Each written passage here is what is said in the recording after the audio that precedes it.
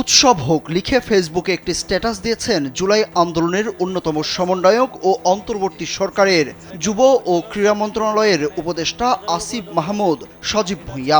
বুধবার সন্ধ্যায় নিজের ভেরিফাইড ফেসবুক প্রোফাইলে 2 শব্দের এই স্ট্যাটাস দেন তিনি।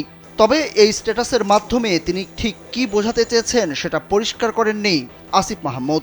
এর আগে বৈষম্য বিরোধী ছাত্র আন্দোলনের আহ্বায়ক হাসনাত আবদুল্লাহ তার ফেসবুকে লেখেন, আজ রাতে বাংলাদেশ ফাঁসিবাদের তীর্থভূমি মুক্ত হবে। ভারতে অবস্থানরত আওয়ামী লীগ সভাপতি ও সাবেক প্রধানমন্ত্রী শেখ হাসিনার পূর্বঘোষিত অনলাইন বক্তব্যকে ঘিরে সরগরম হয়ে উঠেছে বাংলাদেশের রাজনীতি। শেখ হাসিনা কোনো বক্তব্য দিলে ধানমন্ডি 32 নম্বর বুলডেজার দিয়ে গুড়িয়ে দেওয়ার ঘোষণা দেয় বৈষম্য বিরোধী ছাত্র জনতা।